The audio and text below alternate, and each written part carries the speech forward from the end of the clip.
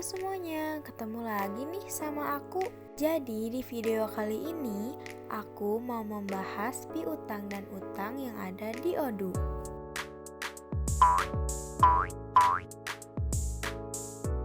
Piutang adalah hak yang dimiliki oleh seseorang atau suatu perusahaan untuk menerima pembayaran dari pihak lain karena terjadinya penjualan barang atau jasa di masa lalu.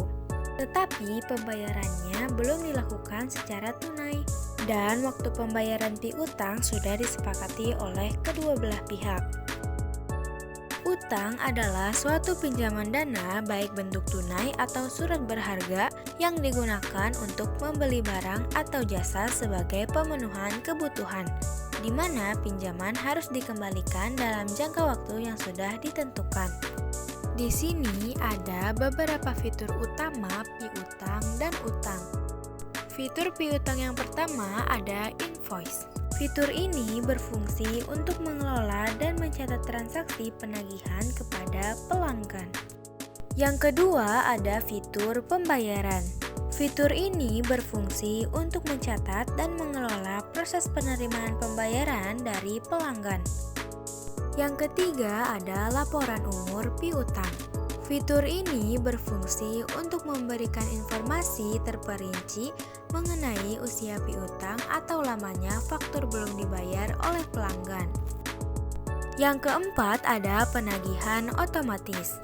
Fitur ini berfungsi untuk memudahkan perusahaan dalam mengelola proses penagihan pembayaran dari pelanggan dengan cara otomatis. Fitur utang yang pertama ada bill. Fitur ini berfungsi untuk mencatat, mengelola, dan melacak kewajiban pembayaran perusahaan kepada pemasok atau vendor. Fitur yang kedua ada pembayaran.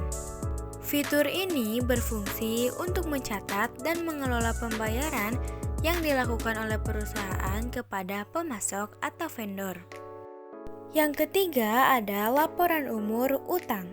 Fitur ini berfungsi untuk memberikan gambaran lengkap mengenai status dan usia utang perusahaan kepada pemasok.